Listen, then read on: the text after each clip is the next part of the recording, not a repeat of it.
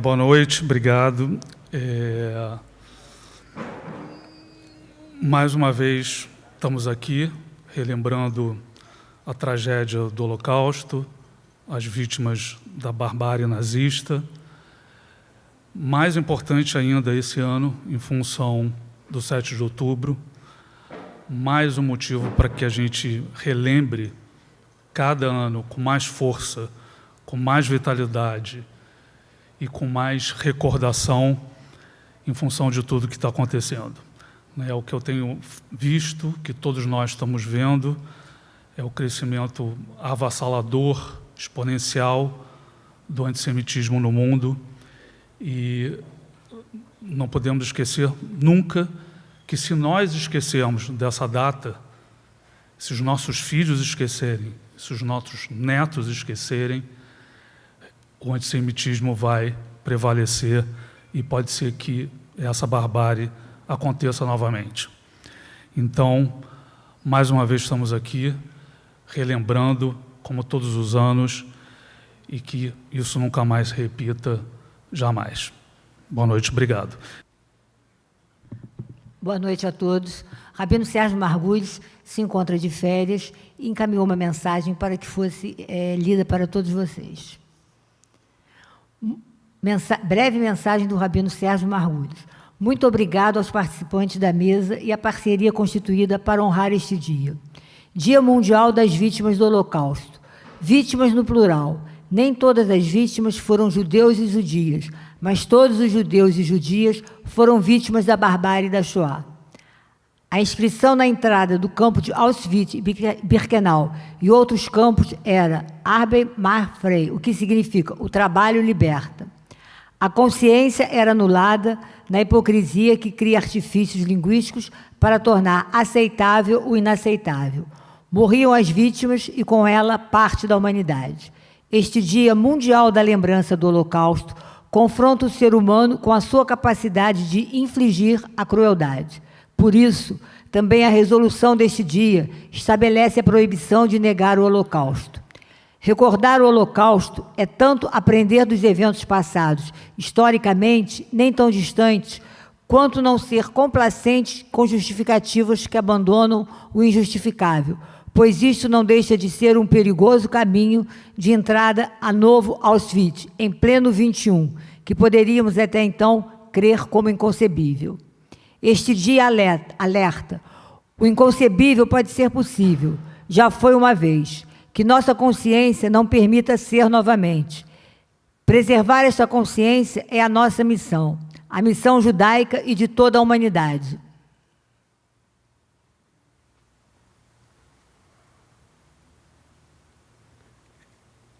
Eu sou Michel Meckler, ativista da área e membro da Comissão de Identidade e Memória. Agradecendo a presença de todos e destacando a importância deste debate e de sempre lembrarmos a história recente de perseguição aos judeus para impedir que se repita. E chamo aqui a Bimar para acender a primeira vela em memória às vítimas da Shoah e Yasmin, bisneta do rabino Henrique Lemler, Zichrono Livraha, fundador da área. Em 1938, o rabino Henrique Lemler era um jovem rabino em Frankfurt, quando foi preso na Noite de Cristais, a Kristallnacht, ou como hoje é chamada, a Pogromnacht.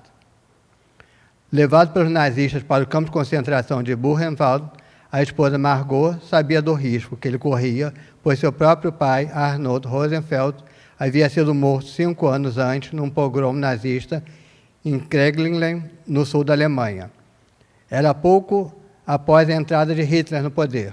Rosenfeld e outro cidadão judeu, Stern, foram as primeiras vítimas fatais do nazismo, com registro nos livros policiais da época. Após a prisão do marido, a jovem Margot contatou a Miss Lily Montagu, presidente da World Union for Progressive Judaism na Inglaterra. Ela providenciou uma carta de emprego para o rabino em uma congregação em Brighton e Hove. O documento e o pagamento de altas taxas ao governo alemão foram decisivos para libertar o rabino do campo de concentração, 3 semanas depois, e para que ele viajasse com a esposa e o filho Alfred, então com 2 anos, para a Inglaterra. Os pais do rabino, Regina e Samuel Lemler, e a viúva Ida Rosenfeld ficaram na Alemanha e morreram nos campos de extermínio com outros 6 milhões.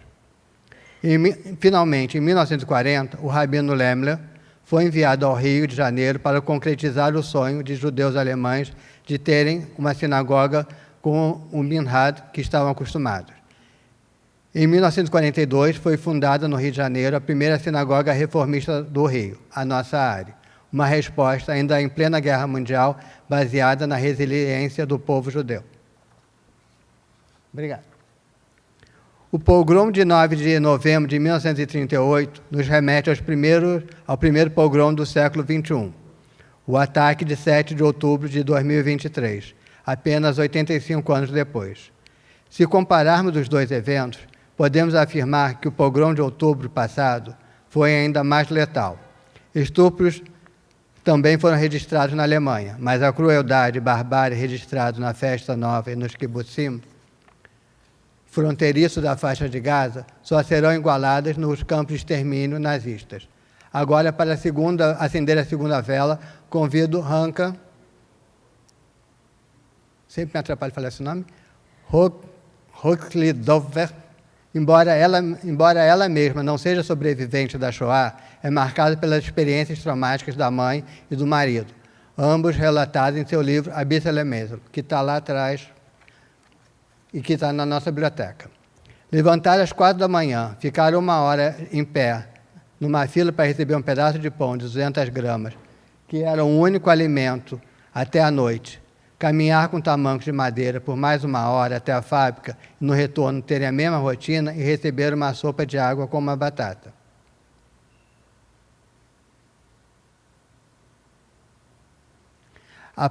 Sem saberem uma da outra, em diferentes campos da Tchecoslováquia, as irmãs Hela, mãe da Anka, e Radassa eram ligadas pelo mesmo destino. A mesma rotina, fizesse calor, frio, neve ou chuva. O caminho do campo de concentração até a fábrica, onde confeccionavam ataduras para as tropas nazistas. Já o menino Léo, que se tornaria o marido de Hanka, sozinho aos 3 anos, pois seus pais imaginavam que teria mais possibilidade de sobreviver numa família não judia, passou por vários campos. Denunciado, passou por Bergen-Belsen e Theresienstadt, entre lembranças de pequenos flashes dos nazistas, jogando pedaços de pão no chão, incentivando as crianças a brigarem para ver quem conseguia chegar primeiro. A briga pelo pedaço de pão nunca foi esquecida. Léo sempre comia rápido para defender seu pedaço de pão. De repente, um guarda atirava, algumas vezes para o alto, outras na direção das crianças que estivessem mais perto, todas imobilizadas de medo. Risadas dos guardas, sempre muitos gritos. Muito frio, cheiro de fezes, urinas e trens fechados e escuros, e a procura por frestas para enxergar algo e respirar. O pedaço de pão lembra a pita dada aos sequestrados do Hamas. Aqueles que foram libertados contam que pita, pão árabe e às vezes hummus eram o pouco alimento que recebiam, mas passavam fome o tempo todo. O menino Léo nos lembra das 39 crianças e jovens sequestrados pelo Hamas. Obrigado.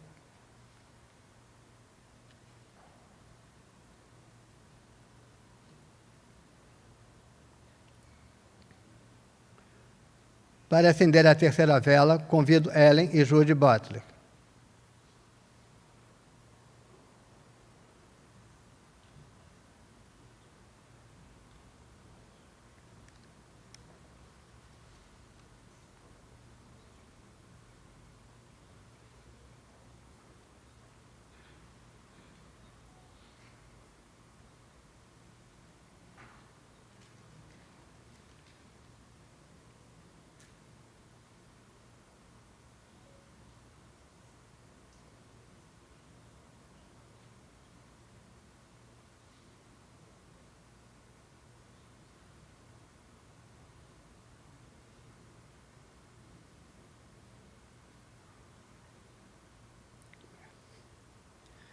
A família Grunbaum, composta pela matriarca Júlia, 4 filhos e 2 netos, vivia em Krefeld, no norte da Alemanha. Com a ascensão do nazismo e o início da perseguição aos judeus, a família se dispersou.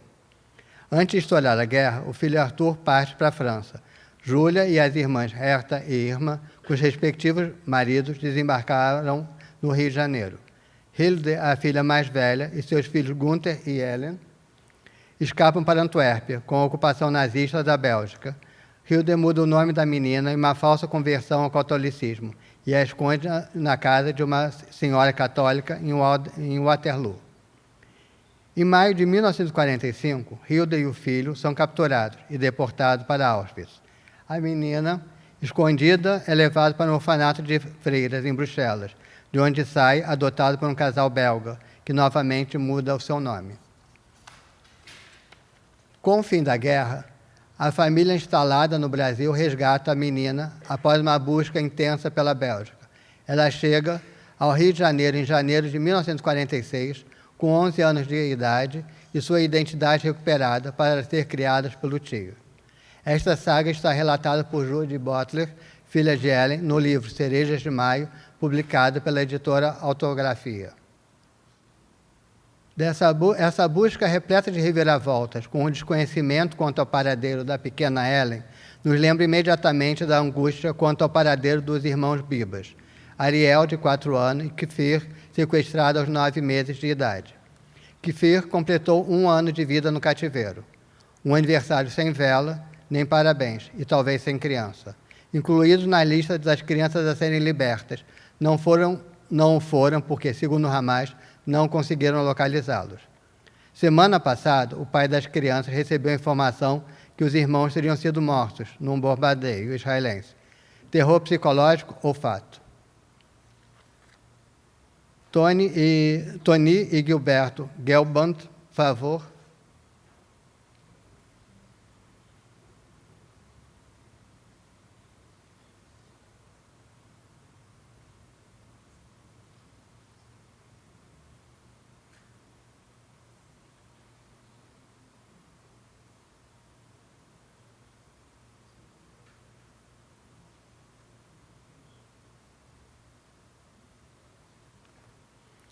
Viúva e filho de Zygmunt Gelband, eles representam a história da sobrevivência de 2 irmãos no meio das perseguições, que não entendem, e de privações que aprenderam a suportar.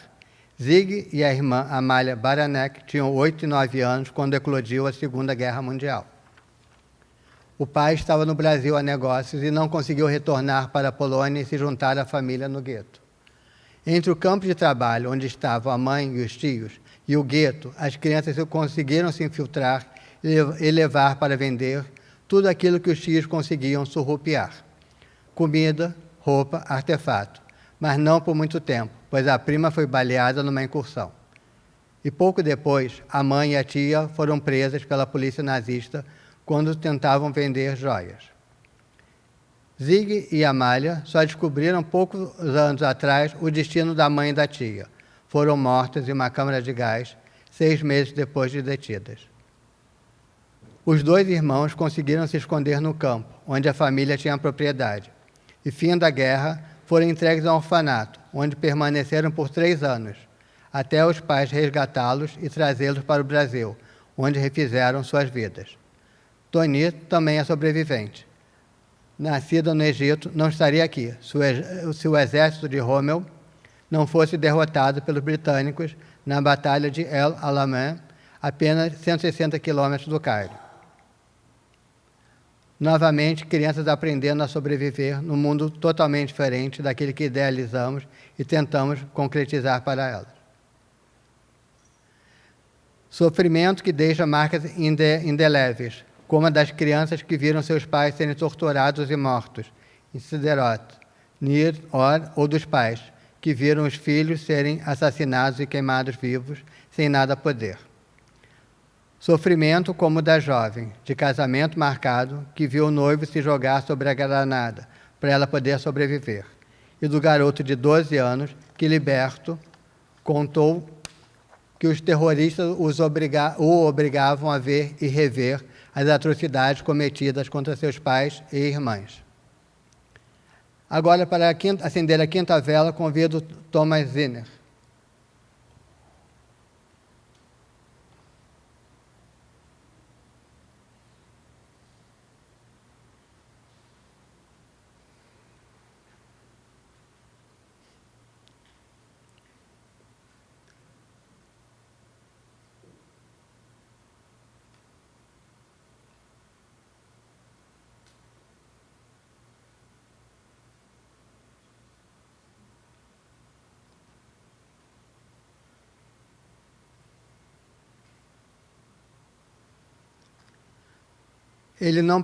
Thomas Zinner não participou da Shoah, mas se considera um sobrevivente, marcado pela vivência pouco revelada do pai.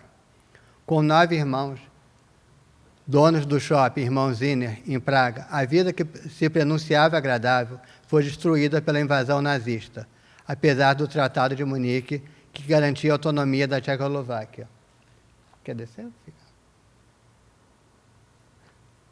Dos 9 irmãos, apenas 3 sobreviveram, entre eles o pai do Thomas, que era de uma época em que pouco se falava do que acontecera naqueles dias de horror, mas o silêncio não conseguia encobrir a tristeza das lembranças sombrias e das perdas. Lembrança que Thomas Zinner imortalizou na área ao fundar o Centro de Referência e Pesquisas do Holocausto Família Zinner, e que lá atrás tem alguns exemplos de livros. Tá? Obrigado.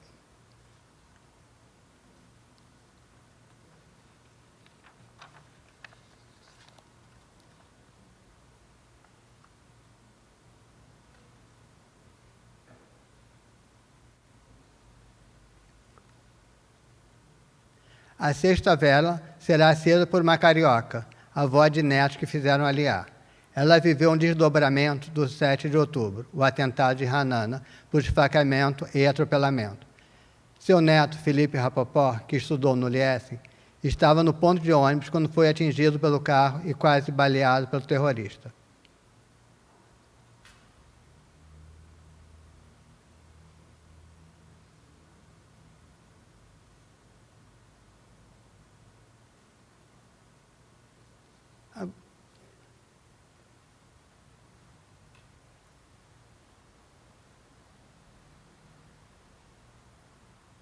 Agora eu vou querer que você conte rapidamente o que passou com seu neto.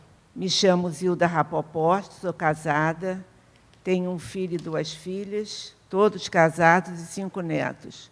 Uma filha mora aqui no Rio, a outra em Israel, em Kiryat Yam, e meu filho em Hanana.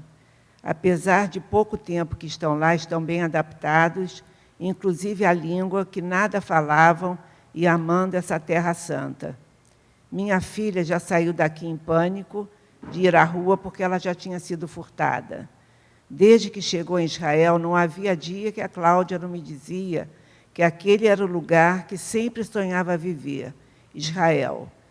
Tirava e tira ainda fotos de sua varanda, do sol, da lua, da chuva, como se esses fenômenos fossem diferentes daqui. Podemos falar no celular em qualquer hora, usar joias brilhantes da cabeça aos pés, andar na rua a qualquer hora do dia e da noite. Sentimos mesmo esse lugar abençoado.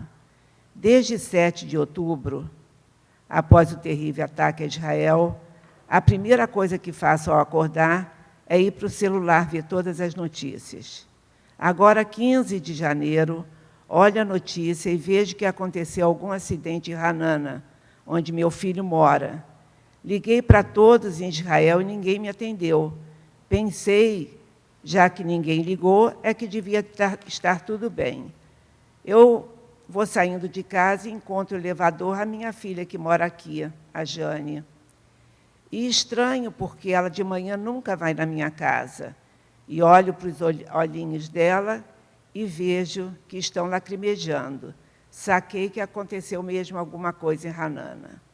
Já fiquei atordoada quando minha filha contou que meu neto de 18 anos, o Felipe Rapoport, pronto para se apresentar ao Exército, estava descendo do ônibus com amigos.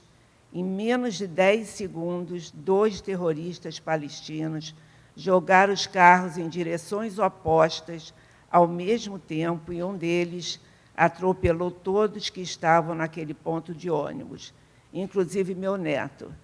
E quando ele viu o segundo carro vindo em sua direção, ele se levantou rapidamente, saiu correndo, pulou uma cerca, conseguiu chamar a polícia pelo seu celular, e só aí se deu conta que o braço tinha acontecido alguma coisa.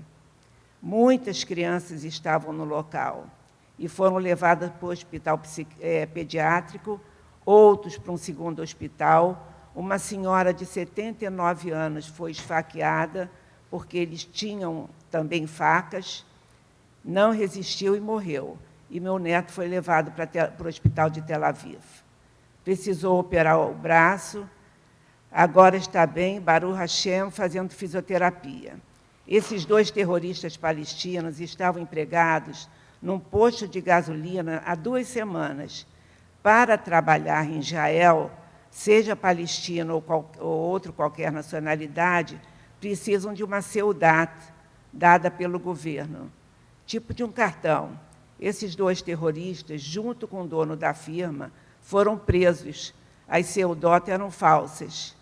Quando a guerra começou, perguntei aos meus filhos se queriam passar um tempo aqui, e todos responderam: mãe, por enquanto não.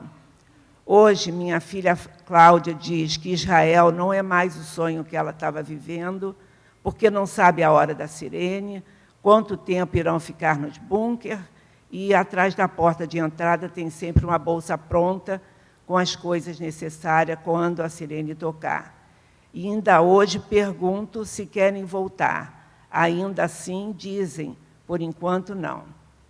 Am Israel.